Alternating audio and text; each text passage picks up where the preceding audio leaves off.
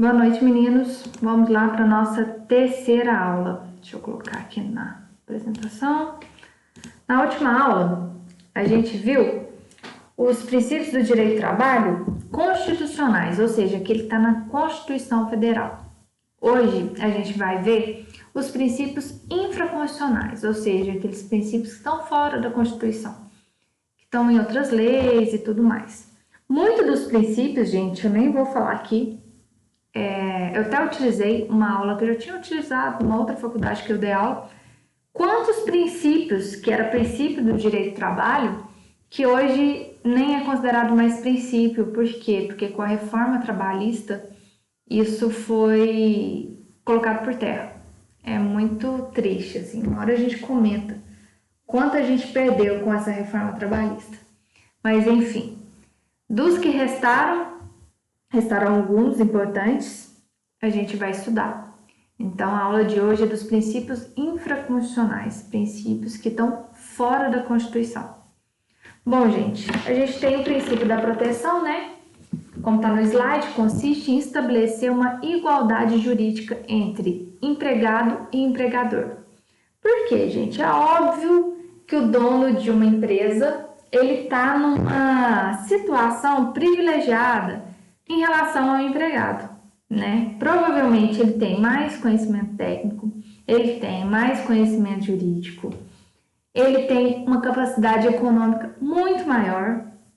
Quem trabalha sabe, você bate de frente com o seu empregador, com o dono da empresa que você trabalha? Claro que não, né, gente? A gente tem aquela subordinação, a gente sabe aquela famosa frase, né? Manda quem pode e obedece quem tem juízo. Então, o legislador, a pessoa que faz as leis, ele entendeu por bem criar esse princípio da proteção. Por quê? Porque o empregado, ele é hipossuficiente, ele está abaixo do empregador. O legislador sabe disso, então tem alguns princípios que visam proteger esse trabalhador. Esse princípio da proteção, ele se desdobra em mais dois outros princípios, que a gente vai ver agora. Seriam subprincípios, está tudo dentro do princípio da proteção. 1.1. Indúbio pro operário. É um termo em latim que fala, em dúvida, a gente vai decidir em favor do operário, do trabalhador. Quando se está diante de uma única norma que permita mais de uma interpretação, deve prevalecer aquela que mais favorece o empregado. O exemplo, artigo 10 da DCT, né? Desde a confirmação da gravidez até 5 meses após o parto.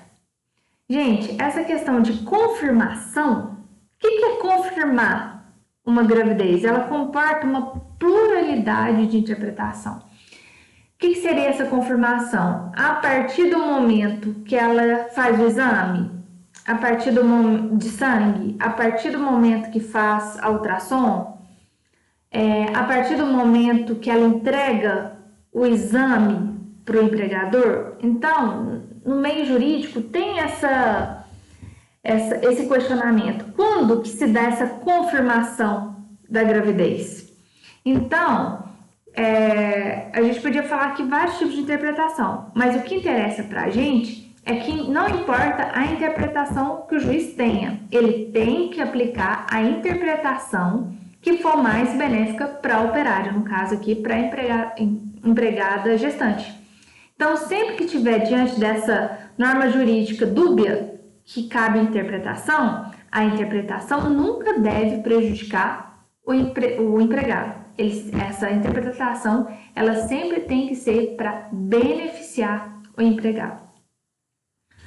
O subprincípio 1.2 fala da norma mais favorável, que existindo mais de uma norma no ordenamento jurídico, né, nas leis, falando sobre os direitos trabalhistas, vai prevalecer a que mais favoreça o empregado. Lembra que eu falei também para vocês na última aula sobre a Constituição Federal e o acordo coletivo? Vamos supor não, é assim, na Constituição Federal fala dos 5 meses de licença maternidade, mas aí vem um acordo coletivo e fala, não, vai ser 6 meses, 5 meses é muito pouco. O que vai prevalecer? A Constituição Federal ou o acordo coletivo? O acordo coletivo, né, gente? Porque é a norma mais favorável para o empregado. Nisso a gente finaliza o princípio infraconstitucional da proteção ao empregado. Vamos passar para o próximo princípio. Princípio da irrenunciabilidade ou indisponibilidade. O que é irrenunciabilidade? Aquilo que não pode ser renunciado. Vamos ler com o slide aqui comigo. Aduz que, como a grande gama das normas do direito do trabalho são de ordem pública, não se admite, em princípio, que o trabalhador renuncie a direitos trabalhistas. Por exemplo, gente, renunciar ao recebimento de férias. Férias é um direito constitucional. Não tem como você falar assim, ah não, tadinho, meu empregador, ele está passando por um momento de crise na empresa, não precisa me pagar férias, não. Precisa, porque é uma regra de ordem pública. O Estado, ele te obriga a receber. É isso mesmo. O Estado fala, não, isso é irrenunciável. Você tem direito e você não pode abrir mão desse direito. E essa questão, gente, o legislador não é burro. Ele já colocou isso, por quê? Porque se pudesse renunciar, o que as empresas iam fazer? Ia fazer um documento, como se o empregado estivesse renunciando a férias, a acerto trabalhista, só para não ter que pagar. Ia virar para o empregado e falar assim, você não vai renunciar não? Então eu vou te mandar embora. Porque a gente sabe que é assim que funciona. Por isso que o legislador já colocou essa irrenunciabilidade, que você não pode nunca renunciar um direito trabalhista seu. Vamos para o próximo. Continuidade da relação de emprego. Vamos ler o slide. O contrato de trabalho, como é de trato sucessivo, tem como fundo a prestação de serviço que se presuma contínua. Quando há dúvida nos casos de determinação do prazo, do início do final do contrato, como é que se procede? Bom, gente, o princípio da continuidade fala assim que é estabelecido que o emprego, você entra no emprego, você tem que perdurar lá por algum tempo. Se não perdurou, quem tem que explicar por que não perdurou, por que teve que despedir? Quem tem que fazer isso é a empresa. O empregador, não é o empregado. Essa súmula 212 do TST fala o seguinte: o ônus de provar o término do contrato de trabalho quando negados a prestação de serviço e o despedimento é do empregador, pois o princípio da continuidade da relação de emprego constitui presunção favorável ao empregado. Muitas das vezes, gente, ainda mais quando a pessoa trabalha pouco tempo, vamos supor. Outro dia aconteceu isso aqui no escritório. A pessoa trabalha 3 meses e eu entrei com ação pedindo todos os direitos trabalhistas, registro em carteira. E chegou lá, a empresa negou o vínculo. Falou, não, nunca prestou serviço na minha empresa, nunca nem vi. O ônus de provar que ele nunca foi lá é da empresa. A empresa tem que se virar nos 30 e provar que ele nunca foi lá. Eu, com qualquer coisa, provo. Eu provo com prova testemunhal. Eu não preciso nem ter documento. Se eu levar uma testemunha, essa testemunha, a hora que o juiz apertar ela falar não, eu lembro dele trabalhando naquela empresa, eu ia com ele, eu trabalhava na empresa ao lado. Quem tem que se virar nos 30 para provar que a pessoa não trabalhou lá é a empresa. E quase nunca dá conta de provar isso, né, gente? Por quê? Pelo princípio da continuidade da relação do emprego. O Estado, o legislador, quer que a pessoa fique empregada. Então, por isso que ela meio que força esse vínculo de relação de emprego, para que a pessoa continue empregada. Entendeu? Então, é um princípio favorável ao empregado.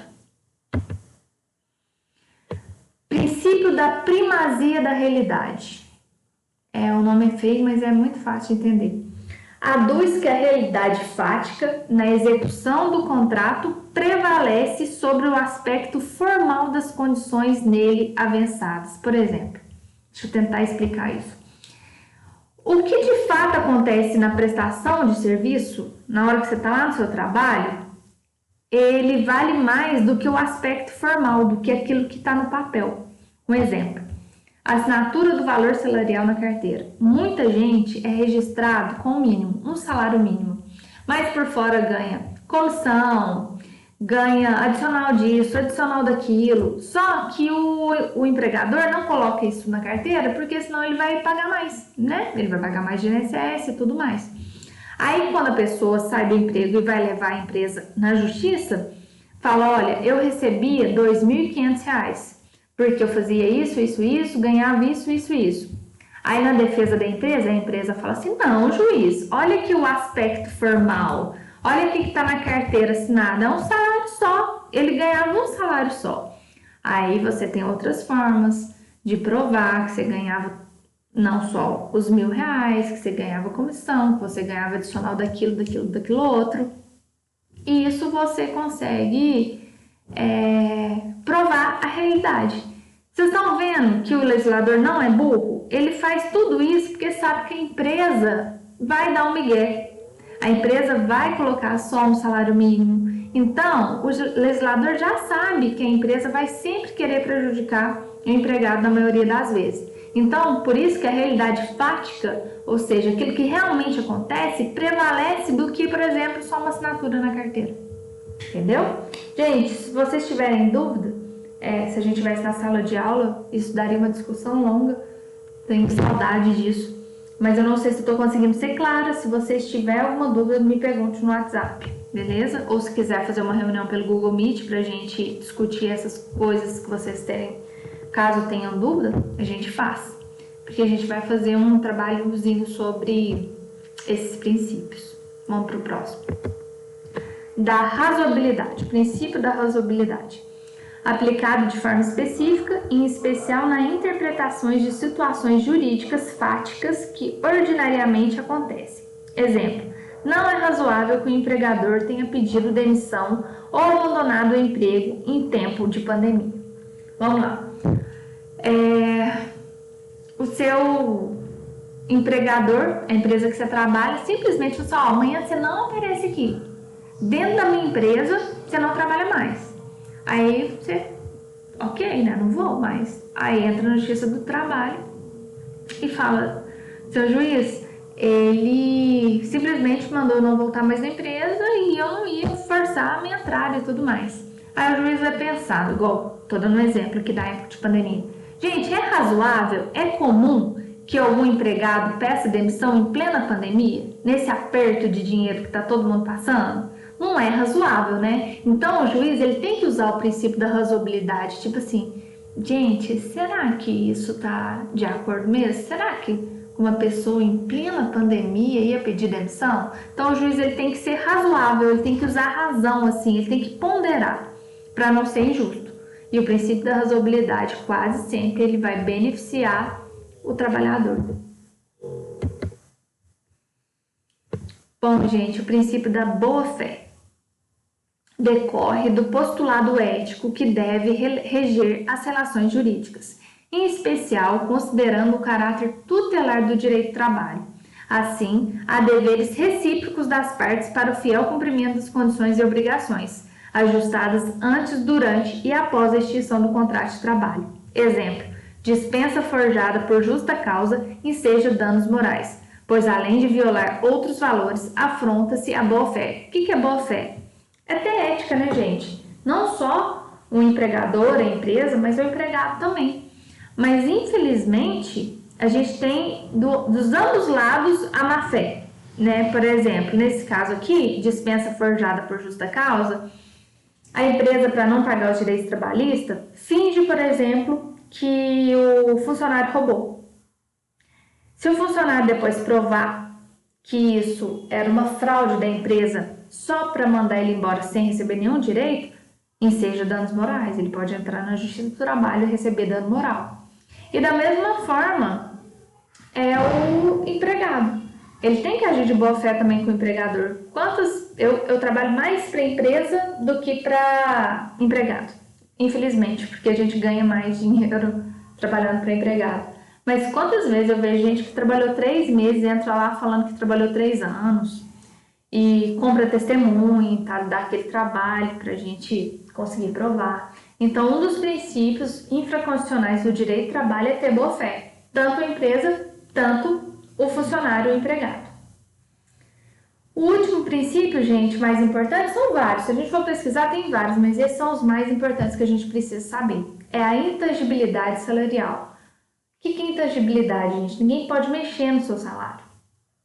ele é, por exemplo, impenhorável. Por quê? Porque o salário, ele é considerado verba alimentícia.